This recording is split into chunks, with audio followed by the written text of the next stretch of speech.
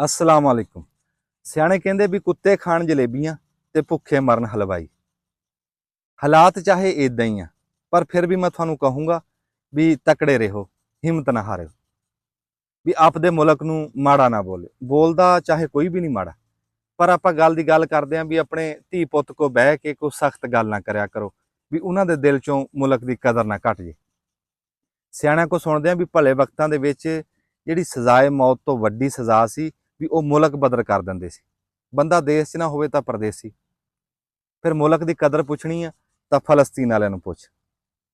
ਸਿਆਣੇ ਕਹਿੰਦੇ ਆ ਵੀ ਸਟੇਸ਼ਨ ਜਿੱਡਾ ਵੀ ਸੋਹਣਾ ਹੋਵੇ ਪਰ ਮੁਸਾਫਰਾਂ ਨੇ ਘਰੋਂ ਘਰੀ ਚਲੇ ਜਾਣਾ ਹੁੰਦਾ। ਅਸੀਂ ਦੂਏ ਮੁਲਕਾਂ 'ਚ 20-20 ਸਾਲ ਰਹੀਏ, ਸਾਡੀ ਪਛਾਣ ਇਹ ਮੁਲਕ। ਸਿਆਣੇ ਕਹਿੰਦੇ ਵੀ ਰੁੱਖ ਚਾਹੇ ਵੱਡਾ ਹੋ ਕੇ ਸਮਾਨਾਂ ਨੂੰ ਲੱਗ ਜੇ, ਪਰ ਉਹਦੀਆਂ ਜੜ੍ਹਾਂ ਜ਼ਮੀਨ 'ਚ ਹੁੰਦੀਆਂ। ਸਾਡੀ ਪਛਾਣ ਆ ਇਹ ਮੁਲਕ। ਇਸ ਮੁਲਕ ਦੀ ਖੈਰ ਮੰਗਿਆ ਕਰੋ। ਰੱਬ ਦੀ ਜ਼ਾਤ ਇਸ ਮੁਲਕ ਨੂੰ ਕਿਆਮਤ ਤੱਕ ਆਬਾਦ ਰੱਖੇ।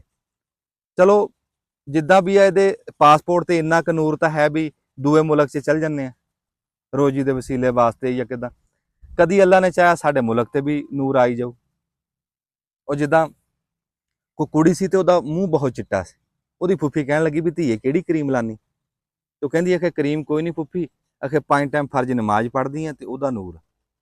ਤੇ ਫੁੱਫੀ ਬਣਾ ਸਵਾਰ ਕੇ ਕਹਿੰਦੀ ਹੈ ਕਿ ਧੀਏ ਕੋਈ ਨਫਲ ਵੀ ਪੜ੍ਹ ਕੇ ਦੇਖ ਲੈ, ਜੇ ਤੇਰੇ ਹੱਥ ਪੈਰ ਵੀ ਚਿੱਟੇ ਹੋ ਜਾਣ।